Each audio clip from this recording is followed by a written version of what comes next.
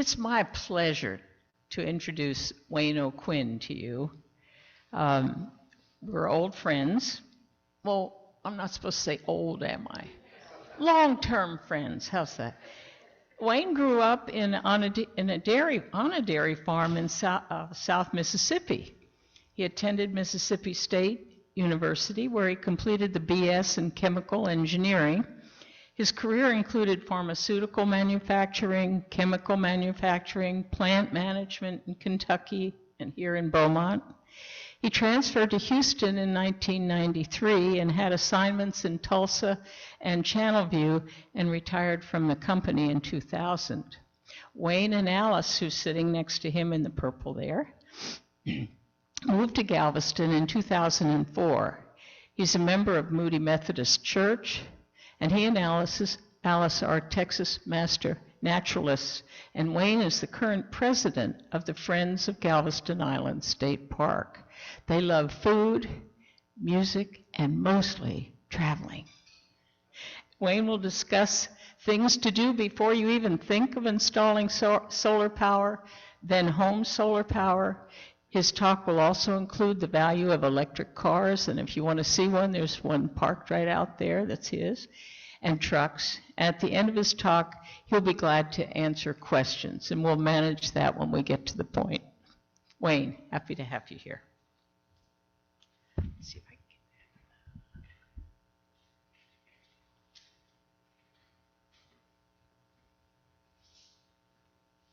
get that. Thank you, Bats. Thank you, Bats.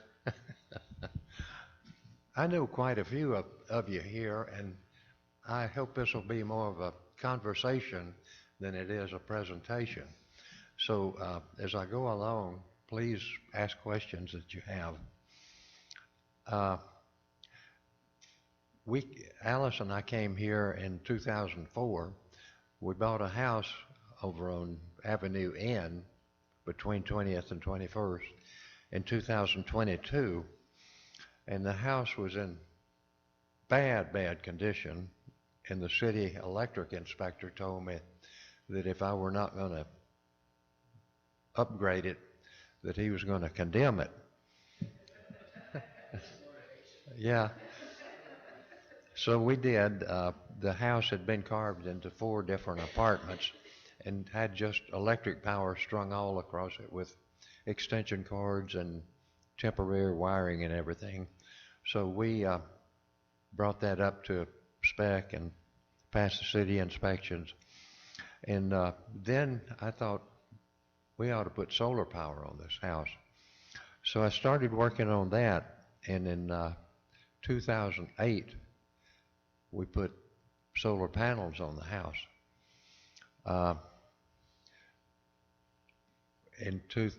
This is in January and February of 2008. We put a new roof on the house in January, and in February 2008 we put the solar panels on it. And I'm going to tell you kind of how we did it, and I'll tell you how you could do it now, which is much different, and just give you some thoughts about solar power. Back then, well, let me tell you just a little bit about the chemistry and physics of solar energy.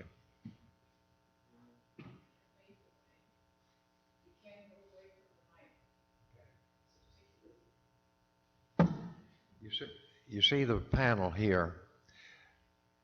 Light hits this surface, and that's a very thin surface, about 1 centimeter, and that's silicon and polysilicon. And when light or photons hit that, some kind of magic occurs that makes a chemical voltage. It becomes photovoltaic.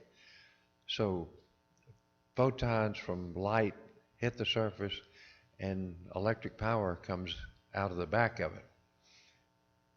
And it comes out through this cable.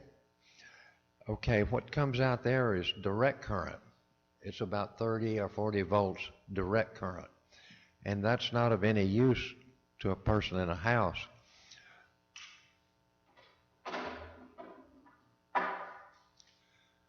But when you connect that DC power to this device, which is an inverter, the 30 or 40 volts coming in here as DC comes out here as 240 volt AC, and that's what powers your house. So that's kind of the chemistry and the physics of what happens. There's some real electronic wizardry in here. This thing not only makes 240 volts, it makes it into precisely 60 cycles per second just to meet what's in your house. And it does that constantly. If your house frequency drops, this drops right with it. It's just marvelous what it does in there. Okay, let me tell you a few things to do before you even think of putting on solar power. And these are simple things. You've heard them all before, so just kind of bear with me. But you need to seal the air leaks in your home. Windows, doors, flooring, siding, chimneys, pipes. Air and leakage is just hard in terms of expense. You have to heat for it, you have to air condition for it, so do that. Next, use LED lights. These are just marvelous inventions. They're probably 15 years old now, and they're available in all different configurations, even to replace fluorescent lighting. Just to give you a kind of an instance of it, at Moody Methodist Church, we had these beautiful chandeliers in the sanctuary. There are 12 of them, and they have a total of 436 bulbs in them. And 2 years ago, they replaced those. Those bulbs were 30-watt bulbs. And when you put the LED in, those were 3-watt bulbs. So you drop the power usage by a factor of 10. And then the other benefit from it is when all of that energy is coming in, not only do you have to pay for it, but you have to pay for air conditioning to remove it.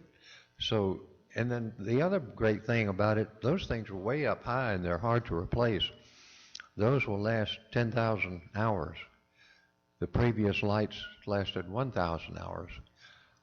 So, and this goes for your home too. Just put LED lights everywhere. Those bulbs paid for themselves in 2 years. Any questions about that? Okay, then the other thing you should do is get efficient appliances. The Department of Energy has really put some specifications out that if appliances are efficient, they will qualify for Energy Star rating.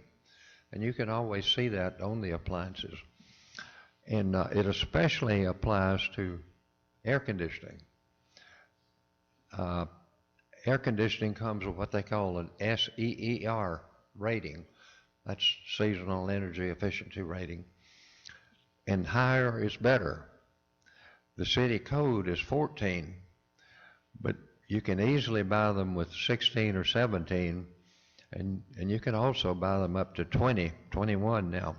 So they're very efficient, and they use less electric power, and they will pay for themselves. You can also get some tax credits on them.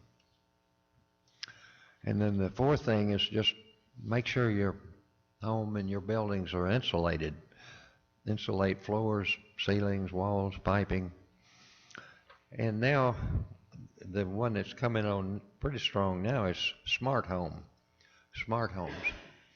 And that affects thermostats, lights, and fugitive losses. You'd be surprised how much power goes on in a home when nothing is on. A lot of things are on when they're off. televisions, computers, printers, and you can control a lot of that with the settings in the devices. So those are the things to do before you even think about solar power. Okay, whoops. I've told you about the panels and the inverters. Now, when I put panels on my home, the inverters were not like this.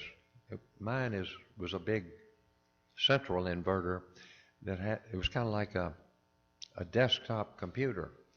It had a little fan that kept pulling air through there all the time. And the air in Galveston is not good for electronic devices. So I had failures. I had 3 failures of my inverter. And then in 2013, I got a upgraded inverter that's been working ever since. But now these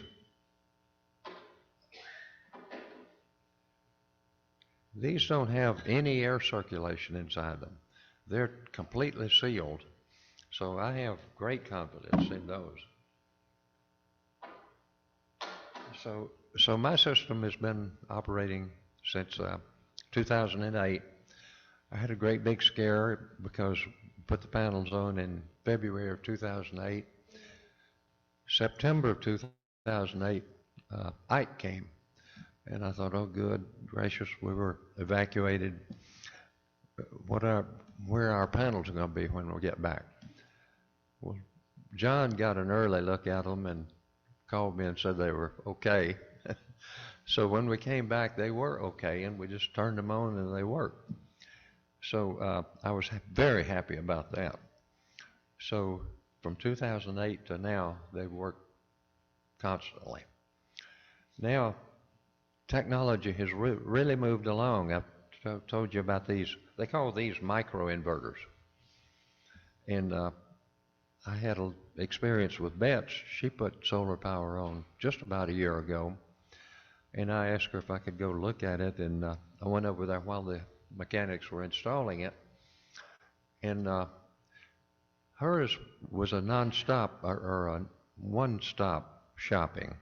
There's a contractor, or there are contractors that will come in and do the whole job for you. You have to get 2 permits. You have to get a permit from CenterPoint, and you have to get a permit from the city. But they come in and do all of that.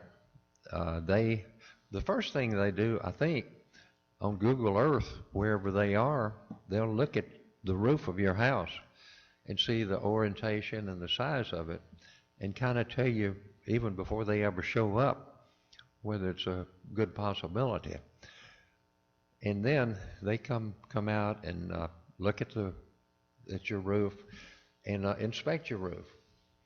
And if they give you a proposal, you know what it's going to be like, what it costs, how long it'll be to finish, and they do the whole thing.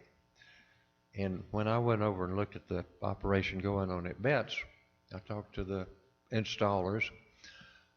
They were working very safely. They had good ladders. They had tiles. They had good prints of what they were doing. And I thought she was getting a really good job.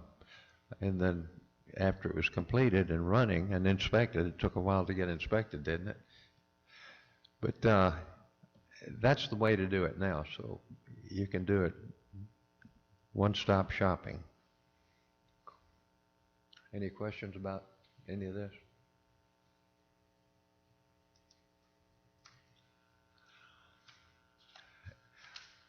Okay, that's kind of what you need to do if you want to put on solar power. But renewable energy is a big subject, a huge subject just by itself. And I'll just give you some kind of almost random thoughts on it. Things are happening every day on renewable energy. Yogi Berra told us the future ain't what it used to be. And that's exactly right. Each day is different. You learn something that's happening. You learn some disappointments. You learn some really encouraging things. And I'm just going to give you uh, a few discouraging things.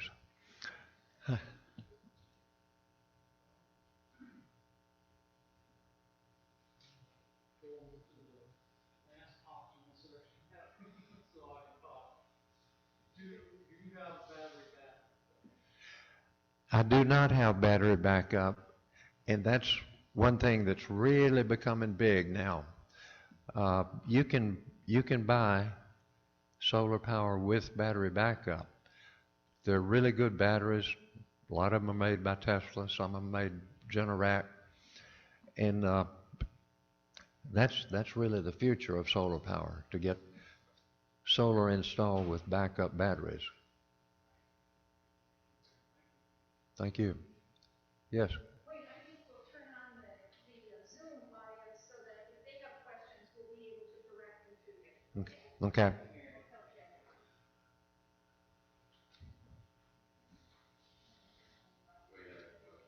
Yeah. Will you repeat the question into the mic too? What do you estimate the payout is on installing solar generation on the roof, in years and relative to the life of our solar panels? Okay, John asked for what is the payout period for installing solar. That changes, but mine paid out in 14 years. I know that. It's been running 14 years and it's paid out. I got a kind of a nice upfront payout on it with a 30% tax credit. You can still get a tax credit. I think it's 22% now, so that kind of gives you a kickoff there. But it takes a while to pay it off. I would think also with increasing cost of energy over the next several years, Okay, payout if you John asked how's the increasing cost of energy affect the payout. Of course, it reduces it. The more you're being able to produce your own power, the faster it'll pay out. And I think my final comment is in regards to having solar and solar with battery backup. People lots of times don't realize that if a hurricane comes in and power goes out, you can't power your house without battery backup. Okay, John's comment was that if you lose your source of power from, say, center point, all of your power is down. That's correct, unless you have the battery backup. Now, technology is changing every day. This inverter is an old one. It's at least one generation behind what Bet's got. But they've just come out with an inverter that will produce electric power without you being connected to the grid. So you can't use it at night, of course, but during the day, a new inverter will produce you some power.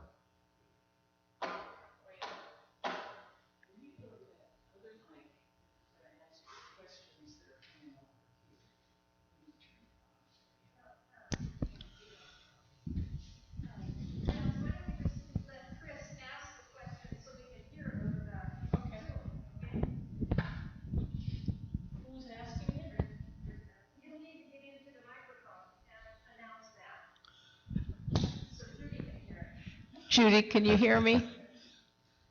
Will you have that question asked that's posted up on the wall from the person who asked it? Okay, Chris, would you unmute and ask your question, please? Yeah, sure. Can you all hear me? I'm happy to wait if we need to hold questions, but No. I dropped kind of a laundry list of things into the chat here, so I don't know how if you want to just take them one at a time. Right at the top was about the power loss across the inverter. Do you see a lot of power that you're producing from your panels lost across the inverter? Are you able to measure that? Can I answer it here? These inverters are very efficient. Normally they give you 97% output compared to what the input is. That's good. Okay. And then second sort of list of questions is about the mounts on the roof. I guess, do you have a recommendation about mounts, and would they differ between a standing seam metal roof versus composite shingle roof? And then what kind of experience do you have dealing with the windstorm certification process for those mounts? Okay, they will work basically on any type of roof.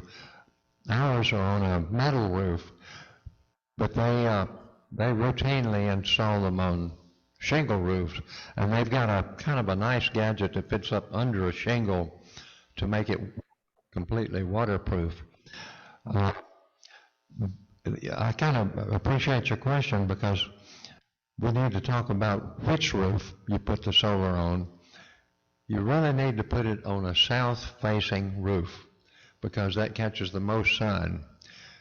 The next best option is a west-facing roof because you can catch the evening sun when the power usage is the highest. And then third choice, it's kind of a bad third choice, is an east roof. And then kind of a no choice is a north-facing roof because it just doesn't get the sun exposure. Gotcha. Okay, so the last thing I dropped in here was just about the performance over time. Have you seen your power supply drop off from your panels over time? Okay, thank you for that question because with 14 years, and I keep a tally on the production by year. Well, it started in 2013 when I got my new inverter. I produced 3.8 megawatt hours per year in 2013, and last year it produced 3.6 megawatt hours. So it's dropping a little bit, but that's a long time. Yeah, that's great. Thanks.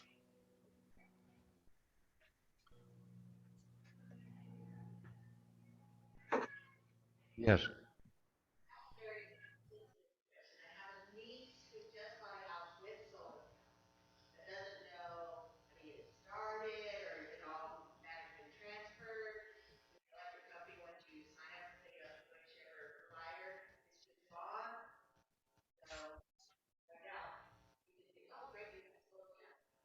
How many years have we had ours now? Okay. Help me now. You ask about kind of the.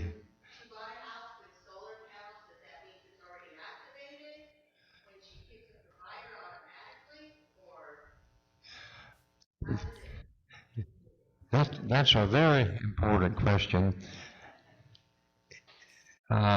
It should be clearly stated in your sales discussions whether the panels are working or not.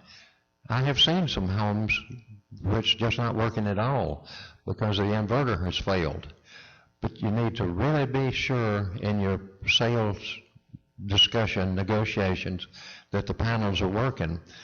Now, things get complicated when you have a third party own the solar panels.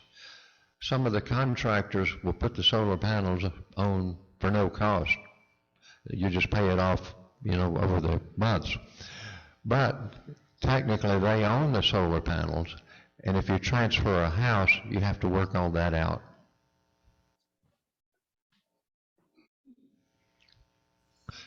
Yes.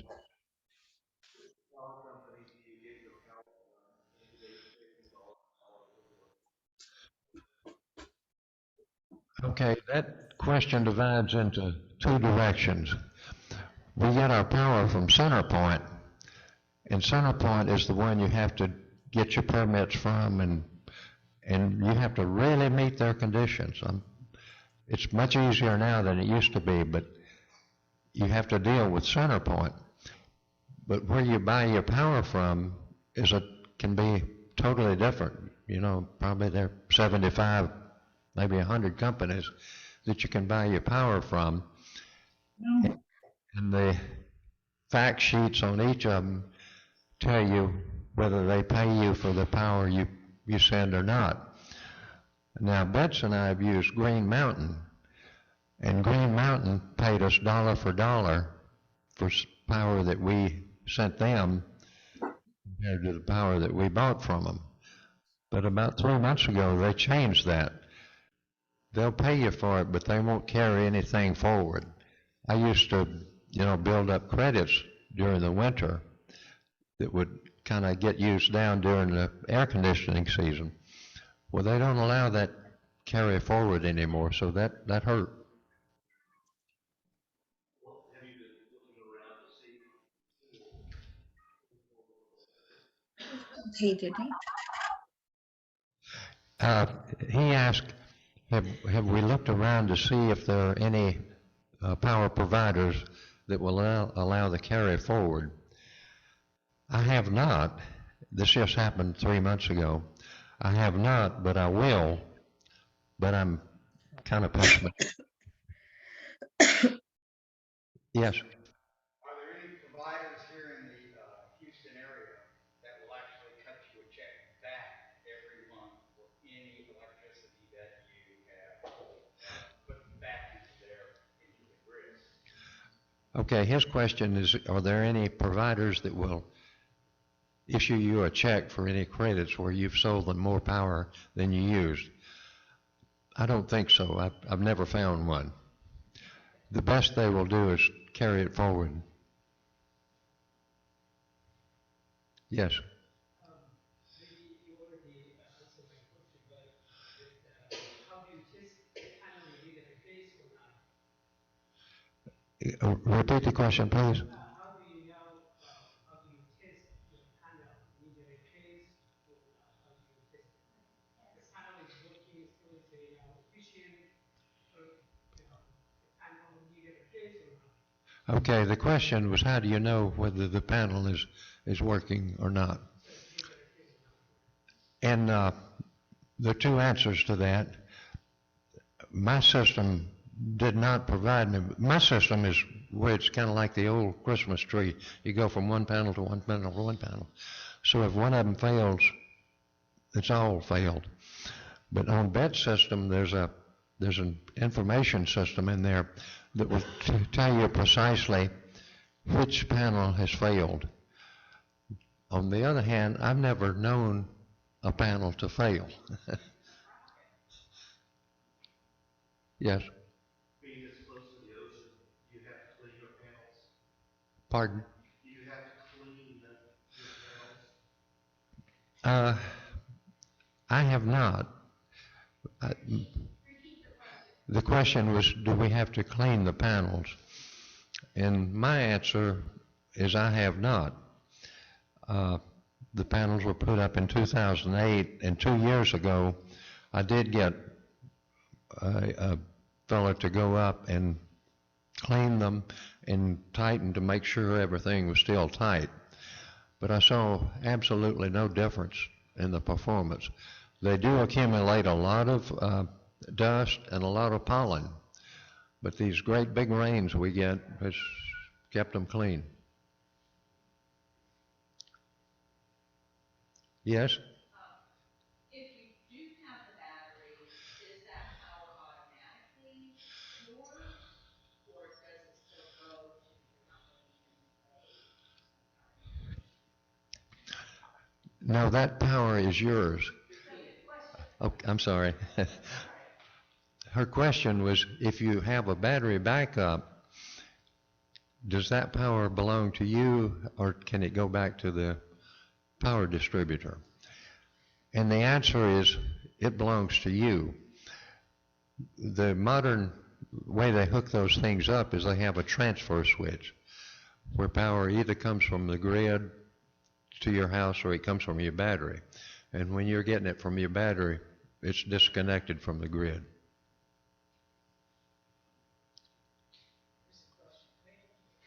Hi. Does Texas windstorm insurance pay for damage to panels in a hurricane? Because that's one concern of ours. You know, you get high winds and all sorts of things during the storm. Okay, Stan's question is, what is the impact of hurricanes and hail on panels? Is that right? Well, and does TWIA pay for damage to it, or do they consider that not a part of the house? Okay, I'm going to answer that in two parts. The panels are very resistant to hail. Now, hail can destroy them. I know up north it's happened, but I've never known one to be destroyed by hail or hurricane here. And as far as the TWIA question, I just don't know.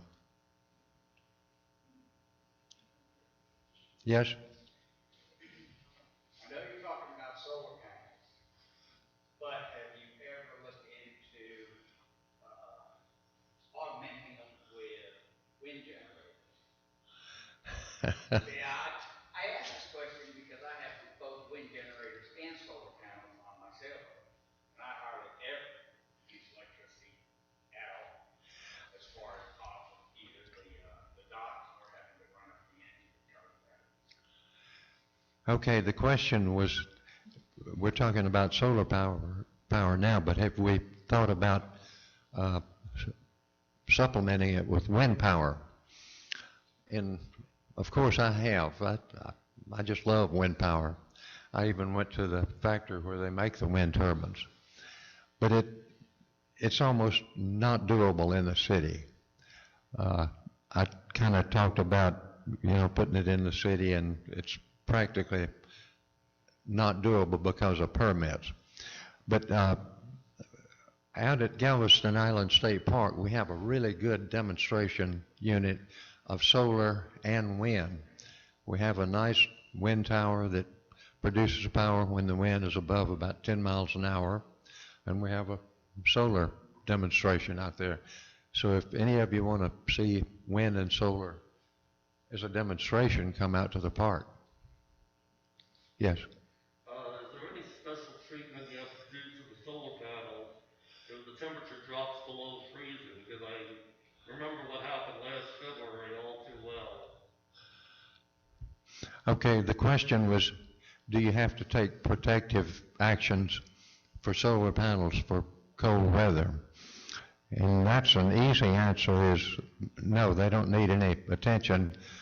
It's kind of a strange physical property that solar panels will get more efficient at lower temperatures. Not by much, but by a little bit. Hey, John. Well, we haven't really mentioned the bottom line, approximately what would it cost to install a solar system in a typical Galveston house? John's question was a ballpark number for what it costs to install a solar system on the roof in Galveston. Of course, it depends. It depends on the size mainly, but for kind of a middle of the run installation, probably low 20,000s. Yes? I've heard people talk about renting the solar panels, and I'm curious about pros and cons. Like, is it better to buy the system, or is renting comparable? Okay, her question was the option of renting versus buying solar panels. There are some really good plans to rent them. There's some financial considerations. If you rent them from somebody, say the contractor that put them on your house, they get the tax credit. You don't get it. But the advantage is you get you get to pay it off over probably 20 years, and you get the savings, of the power for those 20 years. So it's just a financial decision that each person has to make. Hey, Beth.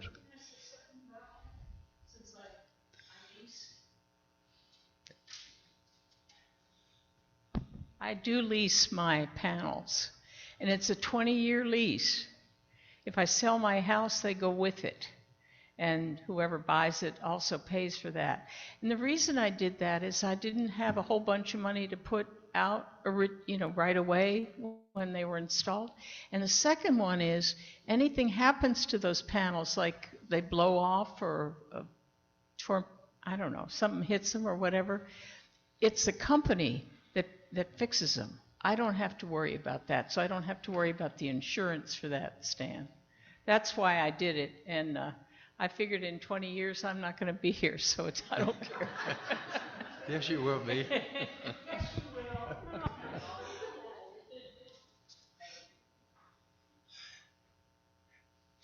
Any other questions? Okay, well, it's been fun being with you and talking about solar panel, solar power. I love it, and I like to talk about it. So thanks for your questions and interest.